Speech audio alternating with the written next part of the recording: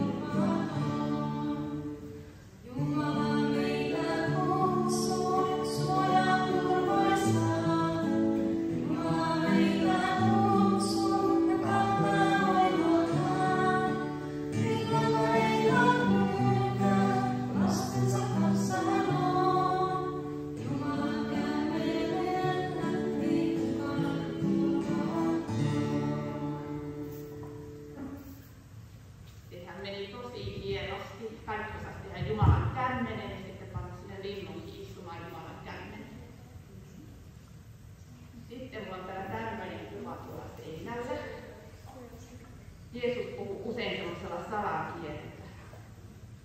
Kerran hän teki niin jälleen ja kertoi ihmisille hänen ympärillään kahdesta rakenteesta. Toinen oli tosi viisas, se oli tosi hyvä rakennussuunnitelma. Eli hän rakensi talonsa kalliolle, niin tuossa kuvassa näet, että tuo talo on rakennettu tuonne kallion päälle. Ja sitten kun tuli kunnon rankkasateet, niin ei tuo talo mennyt siitä rikki. Ei se puhtoutunut alas sateen mukaan, kun sillä oli niin hyvä pohja. Eli talo seisi siellä tosi tiukasti paikoilla. Mutta entäs sitten se toinen mies, joka sanotaan vähän tyhmemmäksi mieheksi? Hänellä oli vähän huonompi rakennussuunnitelma. Eli hän päätti rakentaa talonsa hiekalle. Kuinka moni teistä on ollut joskus hiekkanannalla? Joku on ollut hiekkanannalla. Oletteko ollut koskaan hiekkanannalla? Hyvä, kaikki on ollut. Siellä on tosi ihana tunkea kassut semmoiseen pehmeään lämpimään hiekkaan. Ja varmaan ihmisten varpaat tuntuu ihan hyvältä siellä vieressä. Mutta entäs sitten, jos talon rakentaa koko sen hiekan päälle, mitenhän siinä käy? Eli sitten kun tulikin ne sateet, niin hiekan päälle rakennetulle talolle kävi tosi huonosti. Hiekka ei ole vakaa perusta ja kun se perusta pettyi, niin talokin sortui. Ja tämä kaikki oli sitä salakieltä, niin kuin sanoin, eli tämmöinen vertaus. Eli Jeesus halusi opettaa näistä rakenteista sen, että meidän voisi rakentaa meidän elämäntalon kestävälle pohjalle. Se Jumala olisi mukana meidän suunnitelmissa. Jumala rakastaa ihan valtavasti sinua, hän rakastaa valtavasti minua. Ja Jumala toivoo, että me puhutaan hänelle, me voidaan puhua Jumalalle ja rukoilla. Jumala kuulee meitä. Ja meidän elämä niin lapsena kuin myöhemmin aikuisena, se pysyy tosi hienosti pystyssä, kun taivaan Isä on siinä mukana. Ja nyt me voidaan näistä rakentajista laulaa sitten laulu.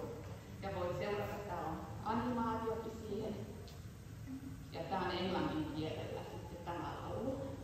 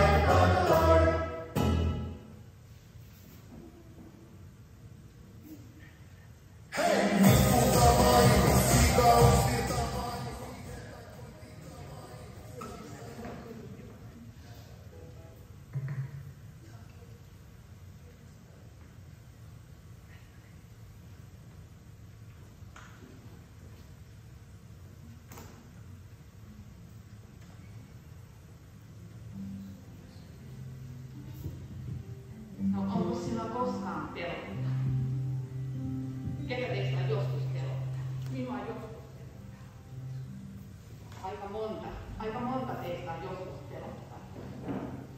Vaikka jos joutuu kulkemaan pimeässä metsässä, niin on joskus miettinyt, että jos minua tulee vastaan karhu.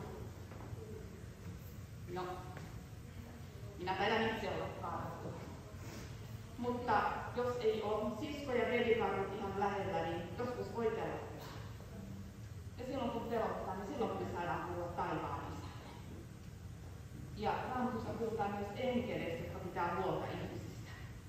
Eli tämä seuraava laulu kertoo siitä. Voit laulaa mukana tämmöinen sanatusosa. Otta.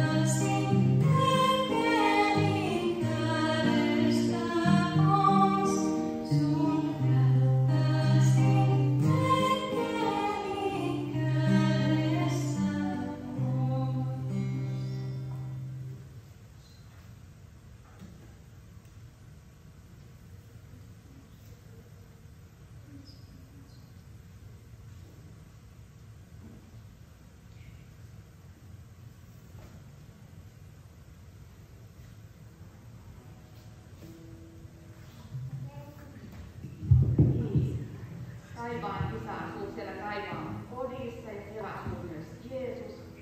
Ja kerran sinullakin on mahdollisuus olla siellä, mutta miten sinne taivaaseen pääsee?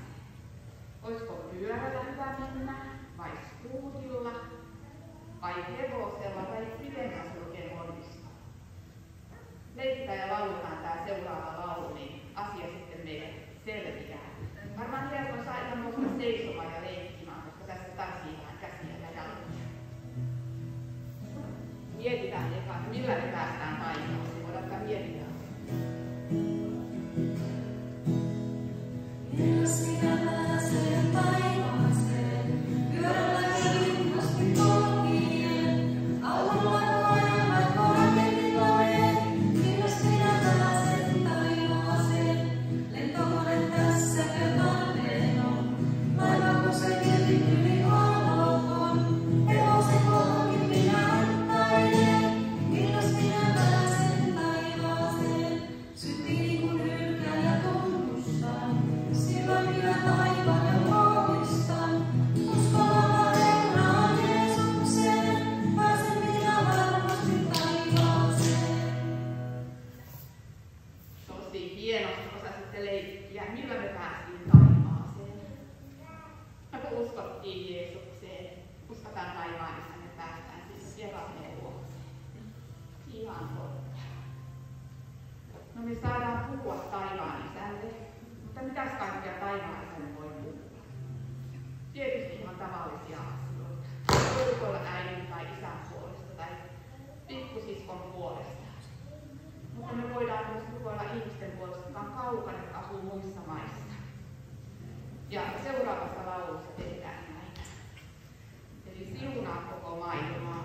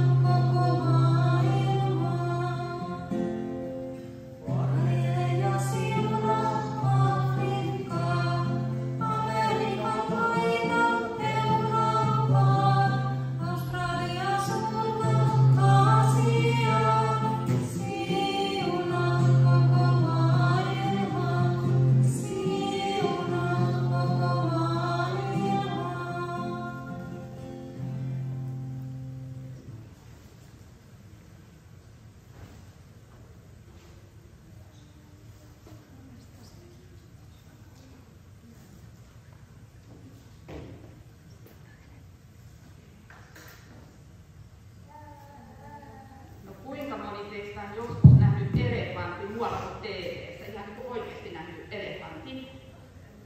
Tai norsun tai elefantin. Hatti, herrin paikatsoa. Ja aika kivoja eläimiä. Mutta haluaisitko vaihtaa norsun kanssa osia vaikka yhdeksi päiväksi? Haluaisitko kokeilla, mitä olisi olla norsu? Onko vähän hassu ajatus? Seuraavassa laulussa mietitään, että olisiko pidempi olla elefantti, lintu tai karha. Voidaan laulaa tämmöinen elefanttilaulu.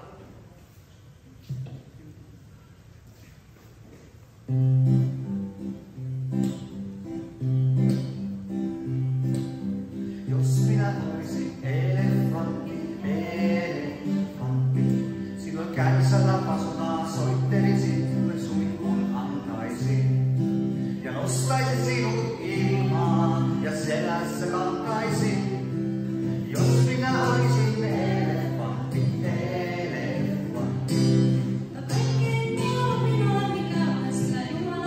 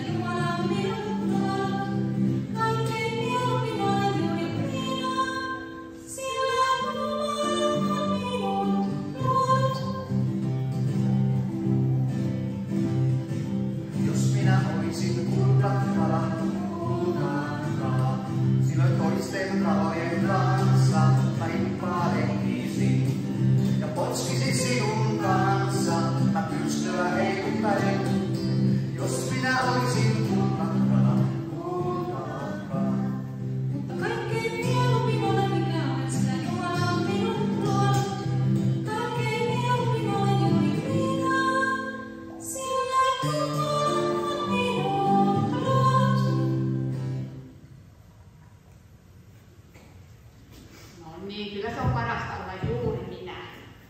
Ei elefantti, ei kala, eikä se lintu, mutta mukava siis olisi kokeilla hetken olla joku muukin. No kun me tiedetään, kuinka valtavasti Jumala rakastaa meitä, niin ei me haluta tehdä taivaan isän mielen surullisiksi, sillä että unohtaisimme hänen. Ja taivaan isä lähti kerran poikansa Jeesuksen opettamaan ihmisiä ja kertomaan, kuinka ihmiset voivat elää lähellä Jumalaa. Me kaikki ollaan joskus tehty pahoja tekoja, Raamattu nimittää niitä syyllisiksi. Mutta Jeesus kuoli ristillä sitä varten, ettei meitä rangasta. Ja Jeesus ei jäänyt hautaan, vaan nousi puolesta ja on siellä taivaan kodissa odottamassa meitä. Voidaan laulaa tänään laulaa, että milloinkaan en käänny pois, haluan olla Jumalan ystävä.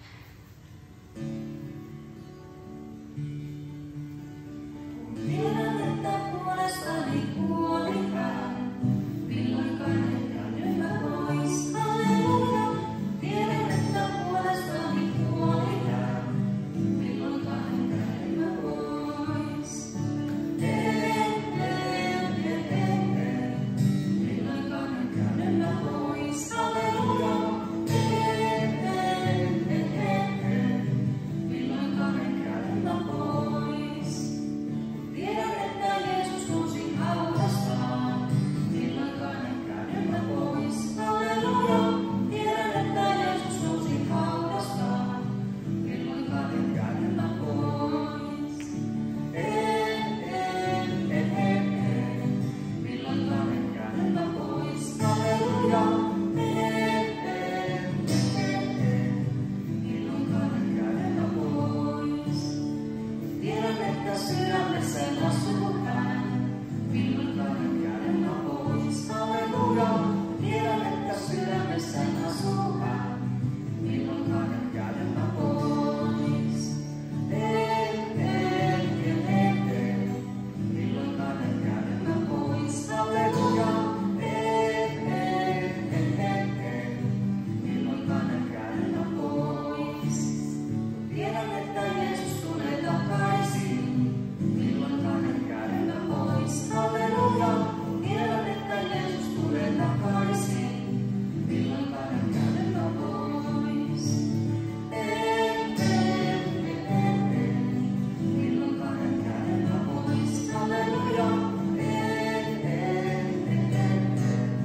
Milloinkaan en käänny pois.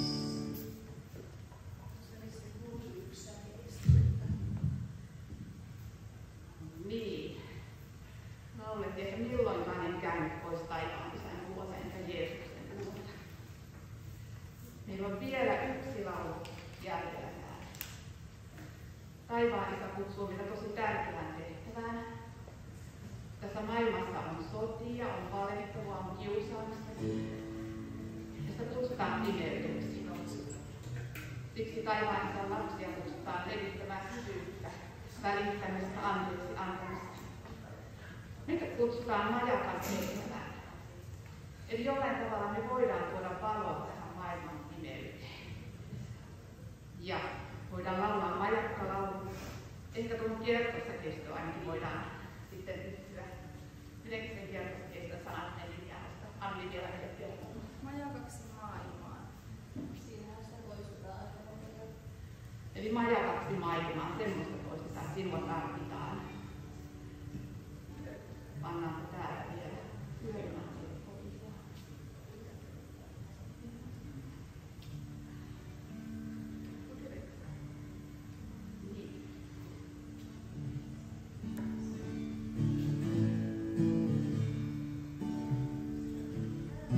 Ota vastaan Herran tehtävän jalo. Sinä voisit olla pikkuinen talo.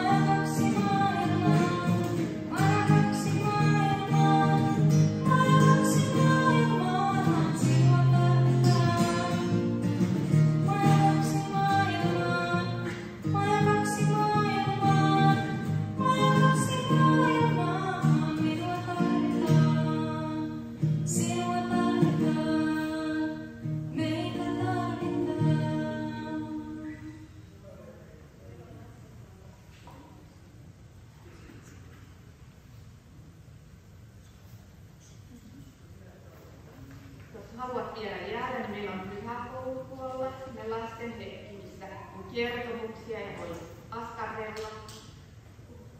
Ja joka tapauksessa siellä on pikkuinen ja popcornia, niin käykää sen verran siellä tuolla huoneessa kuitenkin kääntymässä. Pia on siellä Pia